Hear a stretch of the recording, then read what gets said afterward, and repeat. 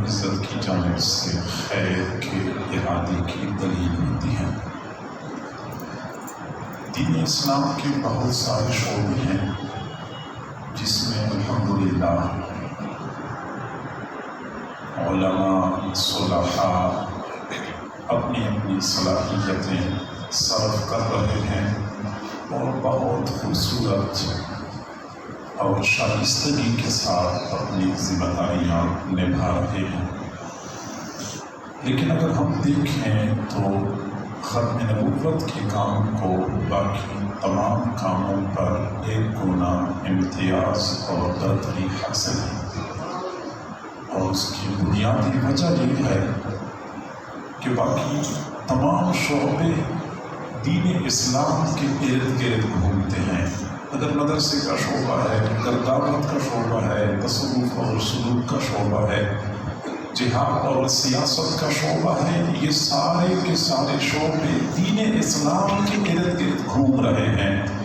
جبکہ ختم نبوت کا شعبہ یا ختم نبوت کا کام کرنے والے رسول اللہ صلی اللہ علیہ وسلم کی ذات اقدس کے ارد گرد گھوم رہے ہوتے ہیں۔ ان کی تمام تر کاوشیں، تمام تر کوششیں اور سعی مساعی رسول اللہ صلی اللہ علیہ وسلم کی ختم نبوت کے اس اعزاز اور آپ صلی اللہ علیہ وسلم کی عزت اور ناموس کی حفاظت کے لیے صرف ہو رہی ہوتی ہیں، جو یقیناً بہت بڑا اعزاز ہے۔ معزز سامعین،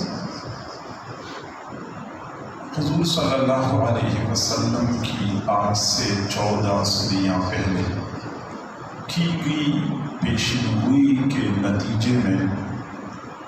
اسلامی تاریخ میں ہر زمانے میں ہر وقت میں جھوٹے دجال مدعی نبوت اشخاص پیدا ہوئے، اور اسلامی تاریخ اس بات پہ گواہ ہے کہ جب بھی کسی بندے نے اس طرح کوئی دعویٰ کیا تو اس وقت کے اسلام کا درد رکھنے والے اہل علم حضرات نے نہ صرف یہ کہ اس فتنے کا تعاقب کیا، بلکہ اس فتنے کی سرکوبی کا حق ادا کر دیا۔ چنانچہ حضور صلی اللہ علیہ وسلم کی حیات مبارکہ ہی میں اسود عنسی اور مسیلمۃ الکذاب جیسے بدبختوں نے نبوت کا دعویٰ کیا۔ پھر اسود عنسی کا فتنہ ختم کرنے کے لیے حضور صلی اللہ علیہ وسلم نے خود فیروز دیلمی رحمہ اللہ رضی اللہ تعالیٰ عنہ اور ان کی احباب کی تشکیل فرمائی، اور آپ حیران ہو جائیں گے کہ حضرت فیروز دیلمی رضی اللہ تعالیٰ عنہ جب اپنے مقصد میں کامیاب ہوئے اور اسود عنسی ہلاک ہو گیا، ابھی فیروز دیلمی حضور کے پاس نہیں پہنچے تھے، کسی بشر نے حضور کے پاس وہ خوشخبری نہیں پہنچائی تھی۔ اللہ رب العزت نے بغیر تاخیر کے فوراً اپنے محبوب کو خوشخبری پہنچا دی کہ آپ کا پروانہ اپنے مقصد میں کامیاب ہو گیا۔ آپ صلی اللہ علیہ وسلم نے بھی تاخیر نہیں کی، فوراً اپنے صحابہ کو بتا دیا کہ فازہ فیروز، میں نے فیروز کو جس مقصد کے لیے بھیجا تھا، فیروز اس مقصد میں کامیاب ہو گیا۔ معزز سامعین، پھر حضرت سیدنا صدیق اکبر رضی اللہ تعالیٰ عنہ جب خلیفہ بنے، اس وقت بہت مشکل حالات تھی امت پر، کچھ افتراقات اور کچھ انتشار کی فضا قائم تھی۔ حضرت اسامہ بن زید کے لشکر کی روانگی کا بڑا مرحلہ درپیش تھا، اور کچھ لوگوں نے زکوٰۃ کا انکار کیا تھا، ان کی سرکوبی اور اس فتنے کا سترباب ضروری تھا۔ دوسری جانب مسیلمۃ الکذاب نے بھی پرپرزے نکالنے شروع کر دیے تھے۔ اب یہ وہ حساس لمحات تھے کہ جب حضرت سیدنا صدیق اکبر رضی اللہ تعالیٰ عنہ نے ان تینوں راستوں میں، تینوں میدانوں میں مؤثر کردار ادا کرنے کا ارادہ کر لیا، تو حضرت عمر رضی اللہ تعالیٰ عنہ جیسی عظیم شخصیت نے بھی کہہ دیا کہ ابو بکر ابھی اس طرح حتمی اقدام کرنے کی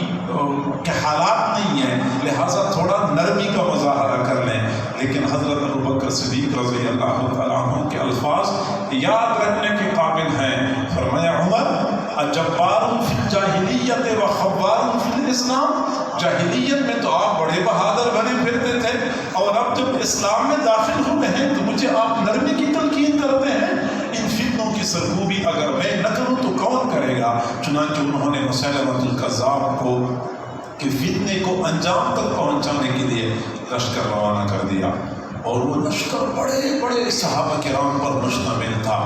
یعنی بدری صحابہ، قرآن کے ماہر صحابہ کرام پر مشتمل تھا. اور آپ حیران رہ جائیں گے کہ حضور صلی اللہ علیہ وسلم کے 23 سالہ دور نبوت میں حضور صلی اللہ علیہ وسلم کی مشن اور کاز کے لیے جن صحابہ کرام نے اپنی جانوں کے نذرانے پیش کیے تھے، جانوں کی قربانی دی تھی، ان کی تعداد 259 ہے، 260 نہیں ہے. 23 سالہ دور نبوت میں صرف 259 بندے شہید ہوئے. لیکن مسیلمۃ الکذاب کے فتنے کو انجام تک پہنچانے کے لیے سیدنا صدیق اکبر رضی اللہ تعالیٰ عنہ نے جو لشکر روانہ کیا تھا، اس لشکر میں ایک قول کے مطابق 700 اور دوسرے قول کے مطابق 1200 جلیل القدر صحابہ کرام نے جام شہادت نوش کیا تھا. معلوم ہوتا ہے کہ یہ فتنہ کتنا خطرناک ہے، اور ختم نبوت کے تحفظ کے لیے اسلام کے بالکل ابتدائی زمانے سے قربانیوں کا ایک تسلسل جاری گزاری ہے. اور پھر وقفے سے پھر نئے جھوٹے لوگوں نے نبوت کے دعوے کیے، اور ہر زمانے کے علماء اور دردمند حضرات نے ان کا راستہ روکا، حتیٰ کہ ہمارے قریب کے زمانے میں پھر قادیان میں باقاعدہ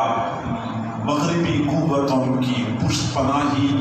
لے کر ایک جھوٹے بندے نے، ایک جھوٹے مدعی نبوت نے نبوت کا دعویٰ کیا. اللہ تعالیٰ جزائے خیر عطا فرمائے ہمارے اکابر کو کہ انہوں نے بیدار مغزی کا مظاہرہ کیا، اور اس فتنے کو پھیلنے کے لیے کوئی انہوں نے تردد کا مظاہرہ نہیں کیا اس کا راستہ روکنے کے لیے. مجھ سے پہلے مولانا فرما رہے تھے کہ 1884 میں علماء لدھیانہ کو یہ اعزاز حاصل ہے کہ انہوں نے سب سے پہلے قادیانی کے کافر ہونے کا فتویٰ دیا تھا. بعد میں پھر باقی علماء متوجہ ہو گئے، انہوں نے پھر غور خوض کرنے کے بعد یہ بات کر لی. اعزاز اور سبقت ان کو حاصل ہے، انہوں نے سب سے پہلے اس فتوے پہ دستخط کر دیے تھے کہ یہ خارج ہے اسلام سے، اور الحمدللہ وہی فتویٰ ہے. اسی فتوے کی برکت ہے کہ قریہ بستی بستی میں بچے کی زبان میں یہی ہے کہ مرزا قادیانی کافر ہے، دجال اور ملعون. اور پھر میرے بھائیوں، ہمارے اکابر نے یقیناً اس فتنے کا بر وقت احساس بھی کر لیا اور اپنی پوری صلاحیت صرف کر لی. حضرت مولانا انور شاہ کشمیری رحمۃ اللہ علیہ کی دینی خدمات سے کون انکار کر سکتا ہے؟ حضرت مولانا مفتی محمد شفیع صاحب رحمہ اللہ فرماتے ہیں کہ جب یہ قادیانیوں کا فتنہ اٹھا تو میں ایک مرتبہ اپنے استاد محترم کی خدمت میں حاضر ہوا، تو میں نے اپنے استاد کو بہت اداس پایا، بہت مغموم تھے. میں نے پوچھا استاد کیا مسئلہ ہے، آپ بہت پریشان ہیں؟ تو فرمایا کہ جی ہاں، میں نے تو پوری زندگی بخاری اور ترمذی پڑھائی اور حنفیت کو ترجیح دینے کے لیے، شوافی اور مالکیہ کو جوابات دینے کے لیے میں نے ساری علمیت صرف کر دی، لیکن میں نے ادھر دیکھا بھی نہیں کہ قادیانی اٹھا اور لوگوں کی ایمان پہ ڈاکے ڈالنے شروع کر دیے. میں اس لیے اداس ہوں کہ کاش کی میری صلاحیت اس فتنے کے سدباب کے لیے صرف ہو جاتی. اور آپ حیران ہو جائیں گے کہ حضرت مولانا انور شاہ کشمیری رحمۃ اللہ علیہ کی زندگی کے آخری ایام تھے، طبیعت ناساز تھی، چلنے پھرنے سے بالکل قاصر ہو چکے تھے، لیکن اپنے شاگردوں کو فرمایا کہ میں باہر مدرسے میں جانا چاہتا ہوں، اپنے ساتھیوں کو کوئی نصیحت، کوئی وصیت کرنا چاہتا ہوں، کوئی وصیت کرنا چاہتا ہوں، مجھے باہر مدرسے میں لے جاؤ. ان کو چارپائی پہ اٹھا کے مدرسے کے صحن میں لے جایا گیا. ان کے اکثر استاد ان کے اپنے شاگرد تھے، طلباء تو تھی ہی ان کے شاگرد اور استاد سارے کے سارے محبوب تھے۔ اپنے استاد کی بیماری کو دیکھ کر بہرحال حضرت مولانا انور شاہ کشمیری رحمۃ اللہ علیہ نے اپنے ساتھیوں کو مخاطب کر کے فرمایا کہ تم میں سے اکثر لوگ وہ ہیں جو میرے شاگرد ہیں، مجھ سے پڑھا ہے، لیکن میں آپ کو بتاؤں کہ میں نے اسلام کی 14 صدیوں کی تاریخ کا مطالعہ کیا، اور 14 صدیوں کی تاریخ میں اس قادیانیت سے بڑا فتنہ مجھے کوئی دوسرا نظر نہیں آیا۔ تم میں سے اگر کوئی بندہ یہ چاہتا ہے کہ قیامت کے دن حضور صلی اللہ علیہ وسلم کے مبارک ہاتھوں سے حوض کوثر کا جام مل جائے، حضور صلی اللہ علیہ وسلم کی شفاعت میں سے حصہ مل جائے، تو اس کو چاہیے کہ اپنی صلاحیتیں ختم نبوت کے کام کے لیے صرف کرے۔ آخری ایام میں جو سب سے زیادہ اہم وصیت ان کو نظر آئی تھی وہ یہ کہ قادیانیت کی فتنے کی سرکوبی اور ختم نبوت کے دفاع کے لیے اپنی صلاحیتیں صرف کرنی چاہیے۔ اور ہمارے اکابر کو ختم نبوت کی اس کام کے بارے میں اتنا اطمینان تھا کہ باقاعدہ اس کام پہ ناز کیا کرتے تھے۔ آپ اندازہ لگا سکتے ہیں کہ 1953 کی تحریک میں جب ہمارے اس وطن عزیز کے کلمہ گو مسلمان حضور صلی اللہ علیہ وسلم کے ناموس کے تحفظ کی بھیک مانگتے ہوئے سڑکوں پہ نکل آئے تھے، تو اپنے ہی محافظین نے گولیاں برسانی شروع کر دی، اور چند دنوں کی تحریک میں 10,000 بندوں کو شہید کر دیا گیا۔ اور جب 10,000 بندے شہید ہو گئے تو چونکہ اس تحریک میں روح پھونکنے والے حضرت مولانا سید عطا اللہ شاہ بخاری رحمۃ اللہ علیہ تھے، تو کسی نے ان سے کہا کہ شاہ صاحب 10,000 بندے قتل ہو چکے ہیں، عورتیں بیوہ ہو گئیں، بچے یتیم ہو گئے، والدین میں سہارا ہو گئے، یہ 10,000 بندوں کی خون کا حساب قیامت کے دن اللہ کو کون دے گا؟ کون جواب دے گا؟ 10,000 بندے قتل ہو چکے ہیں۔ حضرت مولانا عطا اللہ شاہ بخاری رحمۃ اللہ علیہ ٹیک لگائے بیٹھے ہوئے تھے، پھر سیدھے ہو کے بیٹھ گئے، فرمایا آپ ان 10,000 بندوں کی بات کرتے ہیں، حضور صلی اللہ علیہ وسلم کے زمانے سے لے کر آج تک 14 صدیوں کی تاریخ میں جتنے مسلمان ختم نبوت اور ناموس رسالت کی خاطر شہید ہو چکے ہیں، قیامت کے دن ان سب کی خون کا جواب دینے کے لیے میں تیار ہوں۔ ناز تھا ان کو، اعتماد تھا کہ ہم کوئی بھی قدم اٹھاتے ہیں ہم اس پر نادم نہیں ہیں، ہم اس پر شرمندہ نہیں ہیں۔ ظاہر میں اگر یہ دیکھا جاتا ہے کہ 10,000 بندے قتل شہید ہو چکے ہیں تو کیا ہماری تحریک ناکام ہو گئی؟ کیا یہ خود رائے گا جائے گا؟ کیا اس کا صلہ نہیں ملے گا؟ نہیں، ان حضرات کو یقین اور اعتماد تھا۔ اور پھر اپنے مخصوص انداز میں فرمایا جب قیامت کا دن ہوگا تو میں اپنے نانا سے کہوں گا، میں اپنے نانا سے کہوں گا کہ نانا، ایک تو وہ آپ کے ساتھی تھے، آپ کے صحابہ تھے جو مسیلمۃ الکذاب کے خلاف لڑتے ہوئے شہید ہوئے تھے، ایک میرے یہ ساتھی ہیں 10,000 شہداء، چونکہ دونوں کی جنگ اور جہاد کا مقصد ایک ہی تھا، وہ آپ کے ختم نبوت اور آپ کے ناموس کا تحفظ تھا، اس لیے چونکہ دونوں کا مقصد ایک تھا، اس لیے میری تحریک کے میرے شہداء بھائیوں کو مسیلمۃ الکذاب کے خلاف لڑنے والے شہداء کے برابر کھڑا کر دیا جائے۔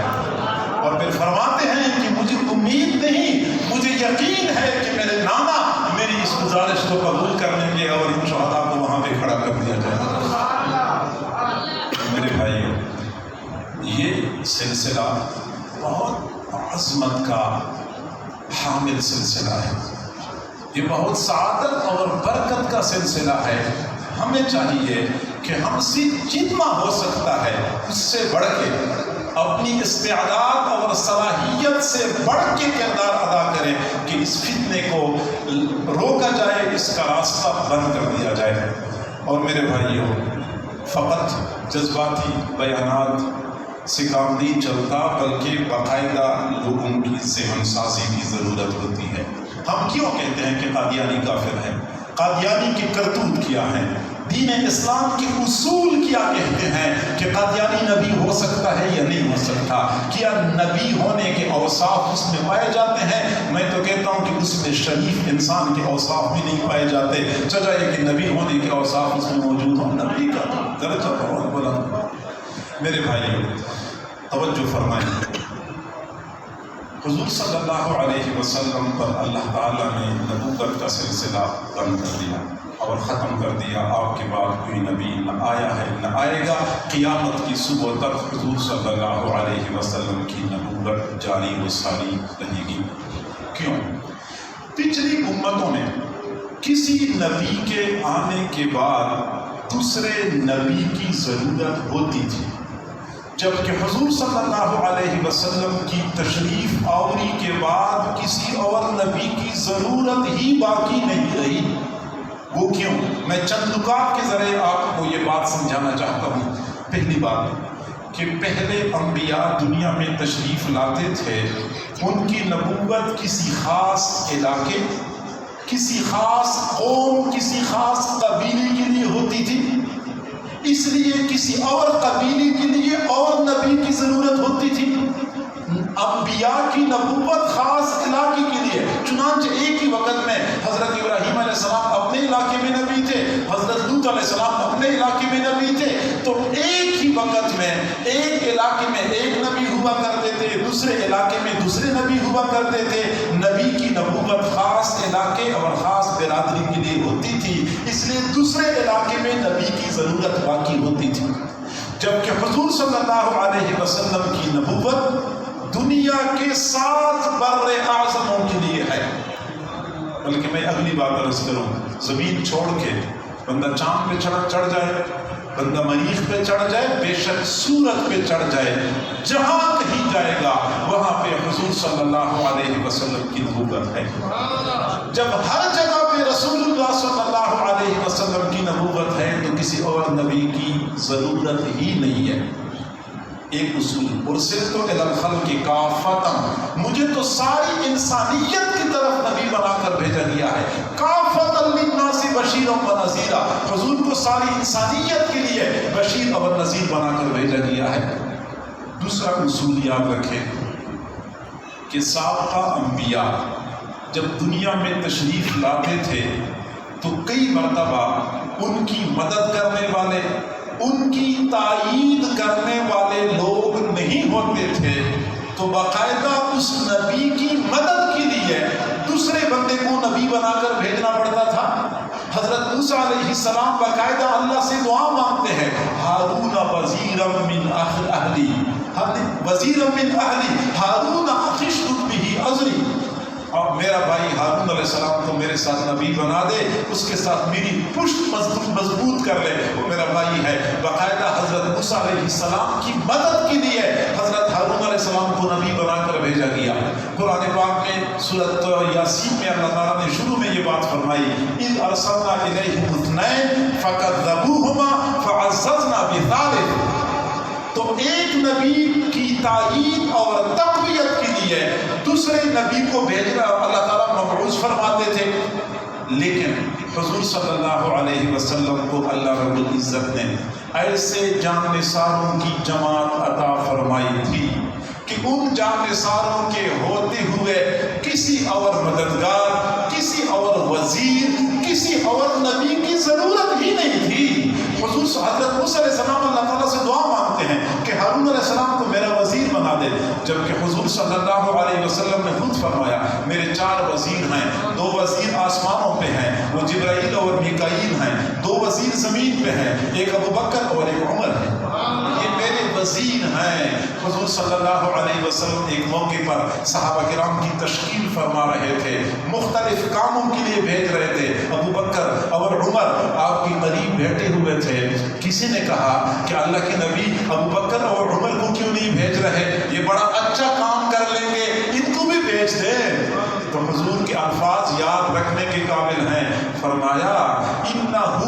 لا غنا بی عنہما، ان 2 کے بغیر میرا گزارا نہیں ہے، ان 2 کو میں اپنے سے دور نہیں کر سکتا، انہ لا غنا بی عنہما، میرا ان کے بغیر گزارا نہیں ہو سکتا۔ دین ہیں۔ تو چونکہ حضور صلی اللہ علیہ وسلم کو اللہ رب العزت نے ایسے انصار، ایسے مہاجرین، ایسے جان نثار عطا فرمائے تھے کہ کسی اور نبی کی ضرورت ہی نہیں تھی۔ تیسرا اصول سمجھ لیں کہ سابقہ انبیاء میں سے کہ انبیاء کرام کا دین نامکمل ہوتا تھا،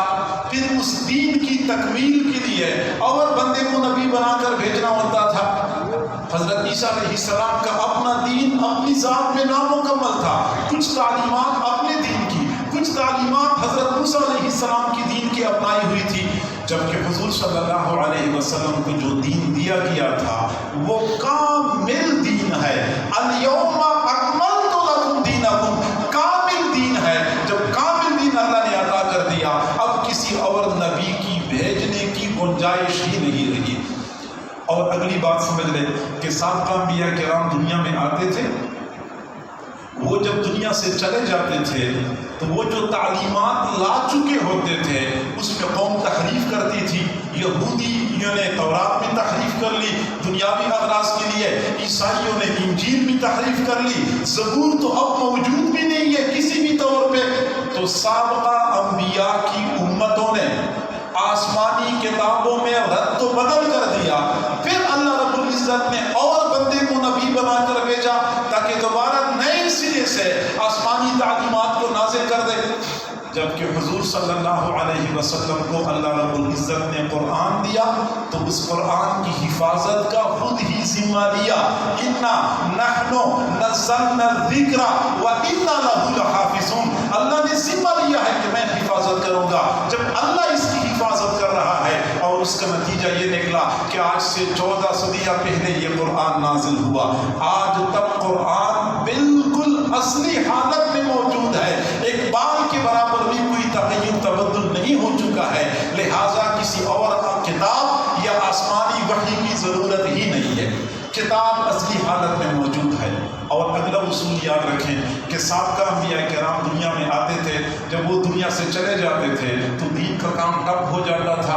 ان کے پیروکار اور ان کی امتی دین کا کام کرتے نہیں تھے، اپنی دنیاوی اغراض کے حصول میں مست ہو جاتے تھے، دین بے یار و مددگار ہو جاتا تھا، پھر اللہ تعالیٰ کسی اور کو نبی بنا کر بھیجتا تھا۔ جبکہ حضور صلی اللہ علیہ وسلم کی تشریف لے جانے کے بعد امت کے علماء نے، امت کے مذہبی پیشواؤں نے حضور صلی اللہ علیہ وسلم کی نبوت کا وہ کام اور دین کے تمام شعبوں کا احیاء اس قدر خوبصورتی کے ساتھ کر لیا ہے، کامل طریقے سے کر لیا ہے کہ اب اس دین کی دعوت کے لیے، دین کی ترویج و اشاعت کے لیے کسی اور نبی کی ضرورت نہیں ہے، علماء موجود ہیں اور وہ حق ادا کر رہے ہیں۔ اور پچھلے زمانے میں جب کوئی نبی آتا تھا تو نبی کے بعد کچھ عرصے تک وہ دین قابل عمل ہوتا تھا، لیکن کچھ عرصے کے بعد نئے مسائل جب رونما ہوتے تھے تو دین میں ان مسائل کا کوئی جواب نہیں ہوتا تھا، نہ اس وقت ایسے مجتہدین ہوتے تھے کہ دین میں ان مسائل کا کوئی جواب تلاش کر لیں۔ جبکہ حضور صلی اللہ علیہ وسلم کو جو دین دیا گیا تھا وہ دین ایسا ہے کہ قیامت کی صبح تک پیش آنے والے ہر نئے پرانے ہر مسئلے کا حل اور جواب اس دین میں موجود ہے۔ آپ حیران ہو جائیں گے، فقہائے عظام نے استنباط اور مسائل کے استخراج کے ایسے اصول وضع کر دیے ہیں کہ قیامت کی صبح تک کوئی مسئلہ پیش آئے گا، زمین پر رہنے والوں کے لیے مسئلہ پیش آئے، سمندر میں زندگی گزارنے والوں کو پیش آئے، یا چاند پہ چڑھنے والوں کو کوئی مسئلہ پیش آئے، آج امت کے فقہاء اور علماء کے پاس ان تمام تر مسائل کا جواب موجود ہے۔ یہ اس بات کی دلیل ہے کہ اس دین کو قیامت کی صبح تک اللہ نے باقی رکھنا تھا۔ آپ حیران ہو جائیں گے کہ امام ابو حنیفہ رحمۃ اللہ علیہ نے ایک شورا تشکیل فرمائی تھی اور وہ شورا کے لوگ فقہ کے مسائل کا استنباط و استخراج کرتے تھے، اور امام ابو حنیفہ رحمۃ اللہ علیہ کی حیات مبارکہ میں قرآن و حدیث سے 6 لاکھ مسائل کا استخراج ہو چکا ہے۔ 6 لاکھ مسائل، فقہ کے مسائل امام ابو حنیفہ رحمۃ اللہ علیہ نے اپنی اس امت کو دیے ہیں۔ تو گویا کہ اس دین میں یہ کمال موجود ہے کہ قیامت کی صبح تک جو مسائل پیش آتے رہیں گے علماء اس کا جواب دے سکتے ہیں، کسی اور نئے نبی کے آنے کی ضرورت ہی نہیں ہے۔ اور اگلا اصول بتاتا ہوں کہ پچھلے زمانے میں نبی آتے تھے، نبی پھر چلے جاتے تھے، امت پوری کی پوری دائرہ اسلام سے خارج ہو جاتی تھی، کفر اور شرک میں مبتلا ہو جاتی تھی، پھر اللہ تعالیٰ ایک اور بندے کو نبی بنا کر بھیجتے تھے۔ اور اس امت کے بارے میں حضور صلی اللہ علیہ وسلم نے 14 صدیاں پہلے ایک پیشن گوئی فرمائی تھی، لن تزال طائفۃ من امتی قائمۃ علی امر دینها لا یضرهم من خالفهم حتی یأتی امر اللہ، اخرجہ البخاری۔ یہ بخاری شریف کی روایت ہے کہ اس امت میں سے ایک جماعت ایسی ہوگی جو ہمیشہ کے لیے دین حق پر قائم رہے گی۔ گویا کہ یہ پوری کی پوری امت کبھی گمراہ نہیں ہوگی، ایک جماعت ہمیشہ کے لیے دین حق پر قائم رہے گی یہاں تک کہ قیامت واقع ہو جائے۔ تو چونکہ امت نے گمراہ نہیں ہونا، اور جب امت میں کچھ لوگ بھی دین اسلام پر موجود ہوتے ہیں اور وہی لوگ دین اسلام کی دعوت اور نشر و اشاعت کا کام کر رہے ہوتے ہیں، تو کسی نئے نبی کے آنے کی ضرورت ہی نہیں ہوتی۔ یہ چند اصول میں نے بتا دیے۔ ہم یہ کہتے ہیں کہ اگر آپ سابقہ انبیاء کرام کے حالات زندگی کا مطالعہ کریں، ان انبیاء کے بعد دوسرے انبیاء کی بعثت کی ضرورت کیوں پیش آئی تھی، وہ کیا وجہ تھی، میں نے اس کے 7 اصول بتائے ہیں، اور میں نے بتا دیا کہ چونکہ ان اصولوں کی روشنی میں اس امت میں نئے نبی کے آنے کی ضرورت ہی نہیں تھی، اللہ رب العزت نے ضرورت ہی نہیں چھوڑی، راستہ ہی مکمل بند کر دیا۔ لہٰذا ہمیں چاہیے کہ ہم اس عقیدے پر پکے رہیں، نہ صرف یہ کہ خود اس عقیدے پر پکے رہیں بلکہ اپنی نسلوں کو، قیامت تک آنے والی نسلوں کو یہ وصیت چھوڑیں کہ وہ اگلوں کو یہ وصیت کریں، اگلے اگلوں کو یہ وصیت کریں کہ ختم نبوت کا عقیدہ یہ ہماری ایمان کی اساس اور بنیاد ہے۔ ختم نبوت کے عقیدے کے بغیر نہ ہماری نماز قبول ہے، نہ ہمارا روزہ قبول ہے، نہ ہمارا کوئی حج قبول ہے۔ اور نہ صرف یہ کہ ہم نے یہ عقیدہ تھامنا ہے مضبوطی سے، بلکہ اس عقیدے کو عام کرنے میں، عقیدہ ختم نبوت کے تحفظ میں، امت مسلمہ کی ایمان کی بقا میں، ایمان کے بچانے میں اپنا کردار ادا کرنا ہوتا ہے۔ استطاعت سے بڑھ کے کردار ادا کریں۔ قادیانیت کی فتنے کی سرگوبی میں حضرات علماء کرام، عالمی مجلس احرار اسلام والے، دوسری جماعتیں بھی ہماری اپنی ہیں، جو بھی جماعتیں اس طرح کا کام کر رہی ہیں تو ہم ان کے دست و بازو بنیں، اور جب بھی وہ ہمیں بلائیں تو ہم نکلنے میں تردد کا مظاہرہ نہ کریں۔ پروگرامات ہوتے ہیں ان میں آپ اہتمام سے شرکت کر لیا کریں۔ میرے بھائیوں، آپ سوچ رہے ہوں گے کہ اس پروگرام میں آنے کا کیا فائدہ، ہم تو پہلے بھی یہی باتیں سن چکے تھے، تو اب دوبارہ اس پروگرام میں ہمیں کیا فائدہ ملا؟ تو یاد رکھیں، اس جماعت میں شریک ہونا، تھوڑی دیر کے لیے بیٹھنا اور اس جماعت کی کثرت کا ذریعہ بننا، تعداد میں اضافے کا ذریعہ بننا، یہ بذات خود ایک مطلوب امر ہے، ایک مقصود امر ہے۔ آپ اندازہ لگا سکتے ہیں حضور صلی اللہ علیہ وسلم کے زمانے میں منافقین تھے، منافقین حقیقت میں کافر تھے، لیکن حضور صلی اللہ علیہ وسلم نے ان منافقین کے خلاف کوئی حتمی کارروائی نہیں کی جس طرح کے باقی کافروں کے خلاف کرتے تھے، اور اس کی کئی وجوہات تھیں۔ ان میں سے ایک وجہ یہ بھی تھی کہ اگرچہ وہ اندر سے کافر تھے لیکن ظاہراً مسلمانوں کی جماعت اور تعداد کی کثرت کا ذریعہ بن رہے تھے، اور حضور کو یہی کچھ مطلوب تھا کہ میرے ساتھیوں کی تعداد زیادہ ہو اور لوگوں کو نظر آئے کہ میرے ساتھیوں کی تعداد زیادہ ہے۔ اس طرح کفر پر روک پڑتا ہے، باطل متاثر ہوتا ہے اس چیز سے۔ تو ہمیں چاہیے کہ ختم نبوت کے نام پہ منعقدہ پروگراموں بھی ہم شرکت کر لیا کریں، اور یہ حضرات جیسے ہمیں پکاریں، جیسے ہماری صلاحیتوں کو استعمال کریں، ہمارا مال استعمال کریں، ہمارا